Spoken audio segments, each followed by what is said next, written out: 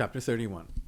I saw Natalie at the funeral yesterday, Blaise asserted matter-of-factly, to her parents the following evening as they all sat around the dinner table of the bungalow on the Venice canals eating split-pea soup.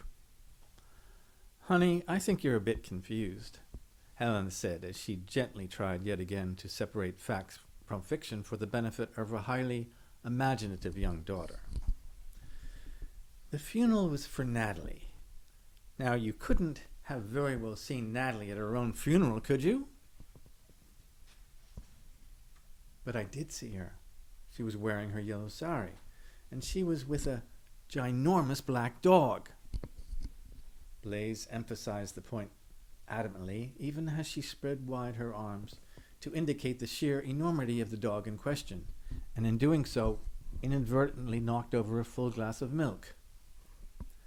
While Helena then rushed in with a more than adequate supply of paper towels, it was, let it be said, her dwindling reserve of patience that was in short supply.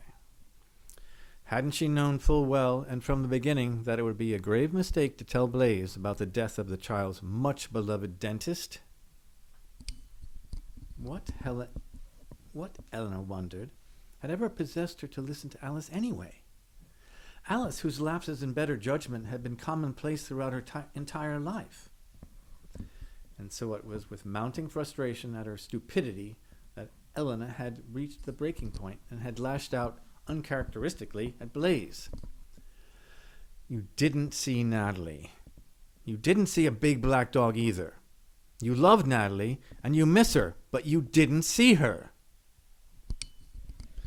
At this harsh and unexpected rebuke from her usually calm and reasonable mother, Blaise's eyes could only well with tears. The child then fled the table and ran to her room, whereupon the succinct sound of a slamming door was clearly heard by all. Lysander, having over the years been no stranger to his wife's extreme resistance, whenever discussions veered even remotely into the direction of the occult, had until only recently hid from her own experience of having seen the green ray of fear of incurring just this sort of reaction. The barrel-chested monastic with the Gallic accent also knew from past experience of Helena's inborn reticence to believe in fairies, and it was only the greatest of fact that he had managed to effectively plead the fairy's case to her in regard to a ring that had gone missing off of Blaise's finger. Nevertheless, if there were such times in life that when, in the interest of keeping the peace, certain subjects should remain taboo, or at the very least be danced around delicately, this, Lysander realized, was not one of them. "You know," he said softly, as he put down his glass of milk and dabbed at the faint white mustache across his upper lip, "I think I saw my mother at her own funeral, too." This unusual statement was met by a stunned silence. Helena, no stranger to her husband's extreme resistance to enter into any discussions that veered even remotely into the direction of his mother's death, had refrained for that reason from ever bringing up the subject at all.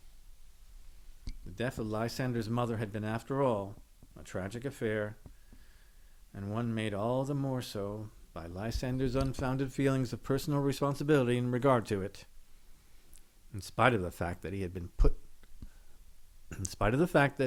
been but a mere child around the age of Blaise when it had occurred. "I never knew that," was all that Helena could think to say in reply. "That's because I've never told it to anyone before," Lysander explained simply. "I'm sorry," Helena offered queasily, as she felt herself to be drifting off into those uncharted waters in which she felt so ill at ease. "I wish there was something I could do," she managed to add feebly.